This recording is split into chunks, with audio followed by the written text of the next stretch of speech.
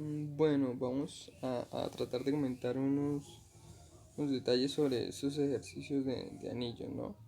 Entonces, bueno, el enunciado nos decía, demuestre que si el cardinal de x es mayor o igual a 2, entonces el anillo formado por las funciones de x en a no es un anillo de división. Pues solo para recordar de cómo se definía este anillo era, bueno, la suma ahora de las funciones va a ser de la siguiente manera. Va a ser, a ver acá, para tratar de resaltar. Va a ser, bueno, f más que de x, yo voy a decir, haga la suma de estas dos funciones, ¿no? Está bien definido esta suma, ¿por qué? Porque f de x es un elemento de a, ¿no? Y lo mismo g de x, entonces yo puedo sumarlos normalmente. Listo, lo mismo con el producto. Multiplicar dos funciones va a ser, multiplique la imagen de x bajo f y bajo g, ¿no? Listo. Entonces, si yo tengo un conjunto aquí con más de dos elementos, entonces yo los voy a listar así. Entonces, uno se da cuenta que coja una función no nula. En este caso cogimos esta. Solo para recordar cuál era la función nula en este caso es esta. La función que a todos sus elementos me los va a mandar en el cero del anillo, ¿no? Esta es la función que me anula todas las funciones. Ahora, si yo considero la siguiente función f de x igual a sub 1 mándelo en 0, a sub 2 mándelo en a, y pues aquí a sub n, de hecho puedo mandarlo a lo que quiera, no sé, a cualquier elemento random, supongamos que después a todos los a. Si con uno solo que me lo mande aquí al 0, ya no puedo invertirlo. ¿Por qué no puedo invertirlo? Porque no puedo obtener la función 1 que manda a todos mis elementos, me los manda aquí. Voy a poner x en a. La función 1, ¿cuál es? Es la función que me manda todos los elementos x en 1, ¿no?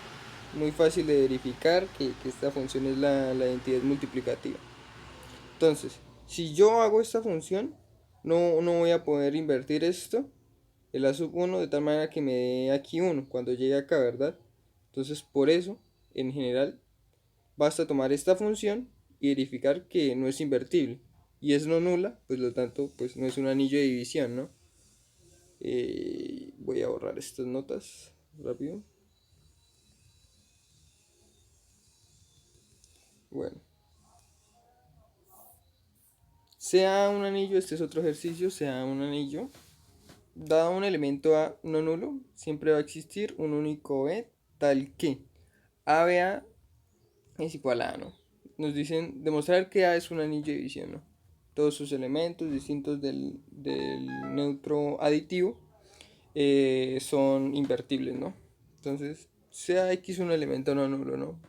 Totalmente arbitrario.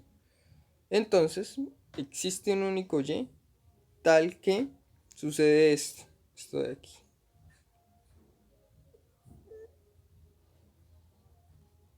Sucede esto de aquí.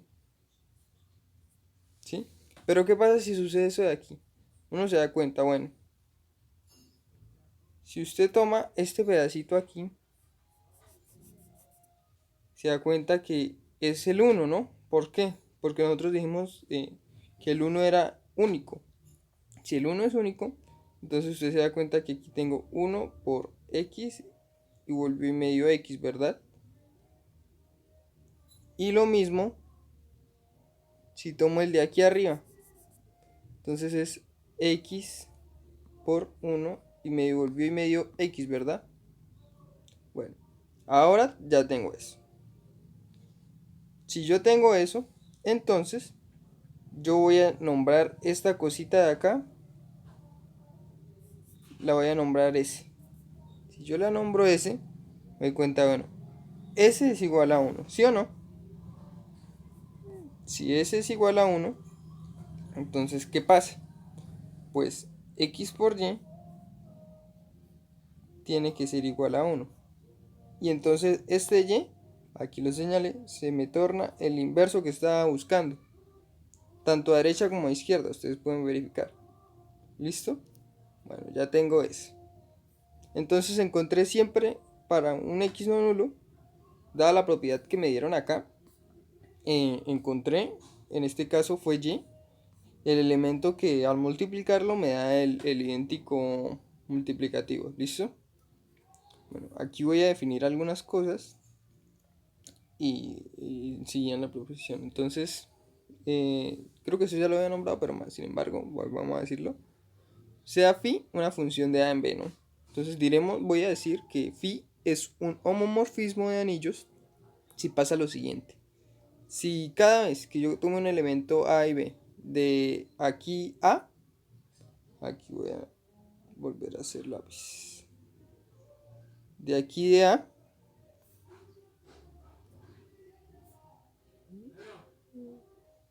aquí un poquito más arriba. Si yo tomo acá un elemento de A, dos elementos A, B, entonces ocurre esto. Phi de A más B es igual a phi de A más phi de B, ¿no? Y lo mismo con el producto, para cualesquiera arbitrarios. ¿Listo?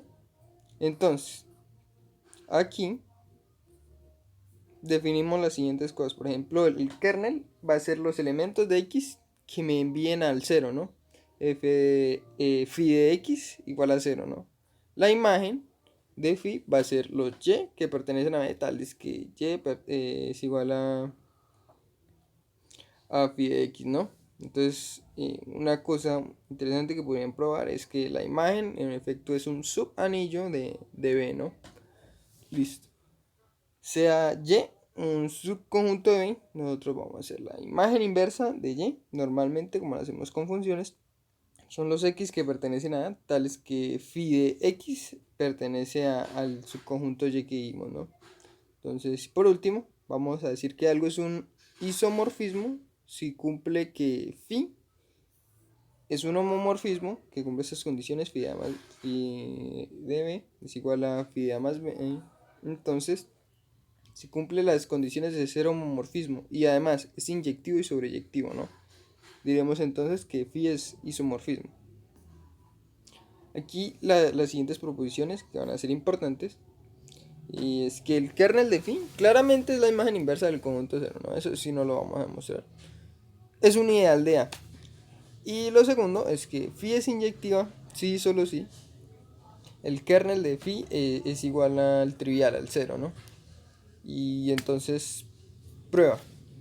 Sean dos elementos, uno que pertenece al kernel y el otro que pertenece a A. Lo que tenemos que probar es que si yo cojo uno que está en el conjunto, en este caso el kernel, y uno que está por fuera, me cae en el conjunto de adentro, en el kernel, ¿no? Entonces, voy a multiplicarlo, ¿no? X por A. ¿Qué pasa si yo le aplico phi a X por A? Pues dado que es un homomorfismo, yo puedo separarlo, ¿no? Por phi de X por phi de A, ¿no? Pero yo dije que phi de X, como pertenece al kernel, phi de X es igual a 0, ¿no? Y entonces, si es igual a 0, 0 por phi de A, no me importa 0 por lo que lo multiplique, me va a dar 0, ¿no?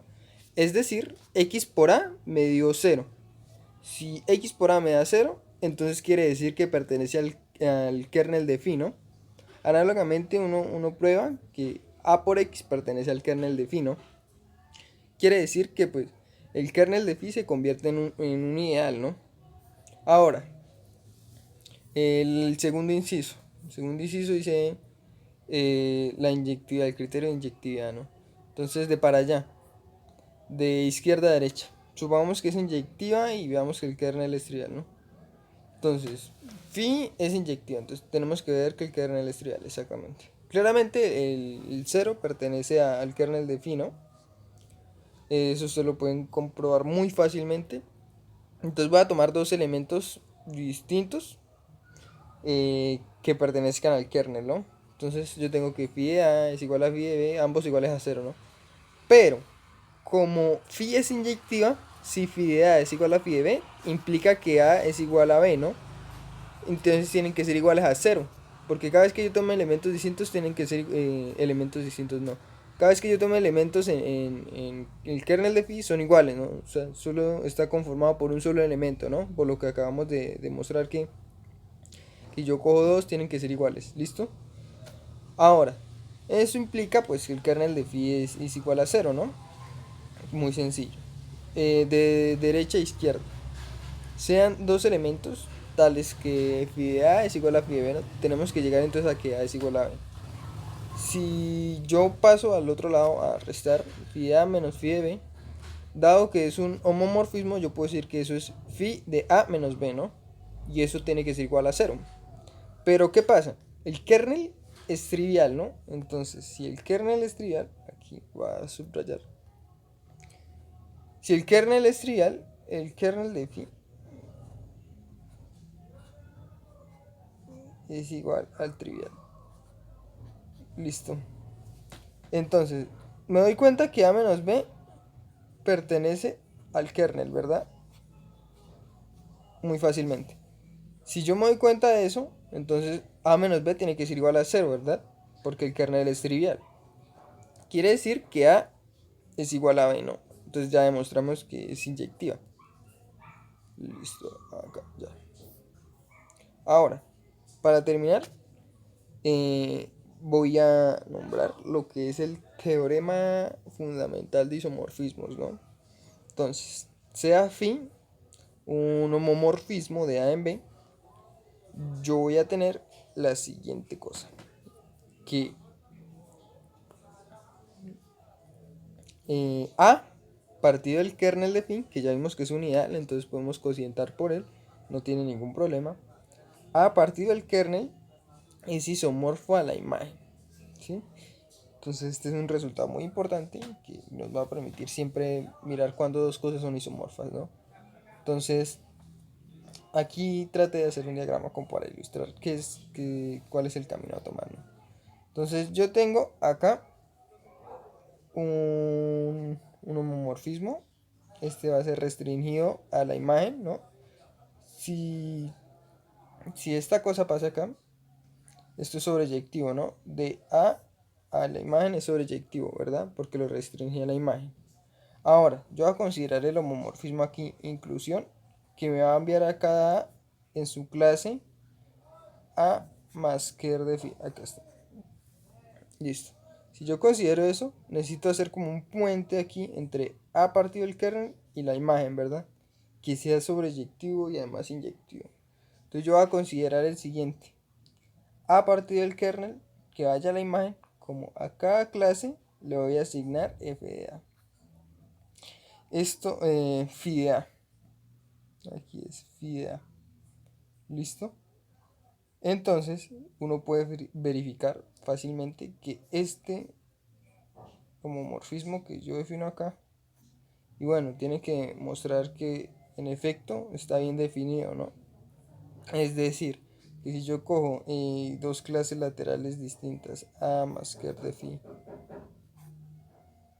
A más ker de phi, dos clases iguales que diga, más B igual a ker de phi, igual A más ker de phi igual a B más ker de phi, entonces su imagen me va a caer en phi A. Tienen que ser iguales, ¿no? Entonces uno puede probar que está bien definida, que en efecto es inyectiva y sobreyectiva, ¿no? Y pues de ahí se derivan los que son los otros tres teoremas de isomorfismos, ¿no? En el siguiente video voy a tratar de hacer algunos ejercicios con esos isomorfismos, ¿no? Por hoy fue todo y gracias por ver el video, ¿listo?